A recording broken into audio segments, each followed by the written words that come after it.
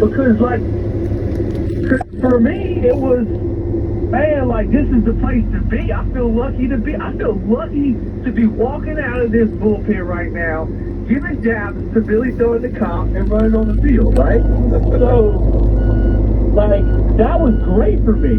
And you know what's funny is, I just thought about this, too. Like, my ERA at, like, probably, like, say, Camden Yards or, like, a Tropicana, or, like, you know, a place that was just boring and didn't fill up any of the seats.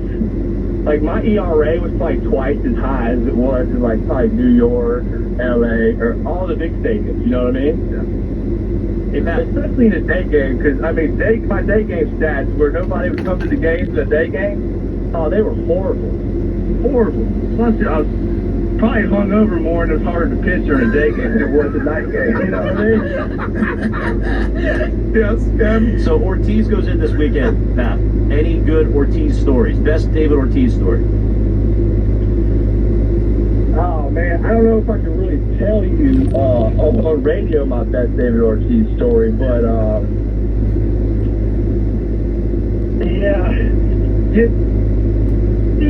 David was the ultimate teammate. He made sure that clubhouse was going to be right.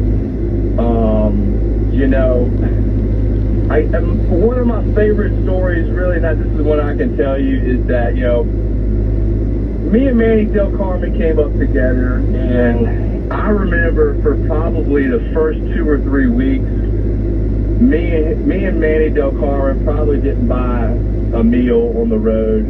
We didn't buy a suit. You know, David did all that. And that's just the kind of guy he was, you know. Not the best looking guy in the world, but the best friend you could ever ask for.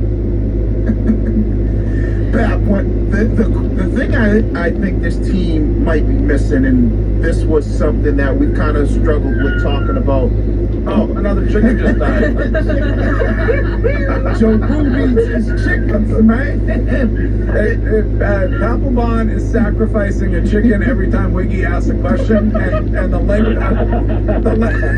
length of the question means he can sacrifice a full dozen of them. Yes, he just sold the farm. Hey, when Wiggy starts a question with "when you look at," please sacrifice a chicken. Please don't. What's your... No, I was going to say, when you look at the closer position, how difficult is it to win? And I know the Red Sox were able to do it in 18 by putting it, you know, stuff together like a closer by committee. But how difficult is it to win in today's Major League Baseball, to win a World Series without not having a guy who knows he's the closer? Well, look, you know, I think this goes across all sports. If you can go to work every day and you can prepare the night before you go to work, knowing what to expect and knowing pretty much what my role is in this company, you're going to be more successful. Yeah. I think that's across the board. But now the game of baseball has really started to transcend into more closer by committees, which I'm fine with because that's the way the game's going now. Would I have been fine with it when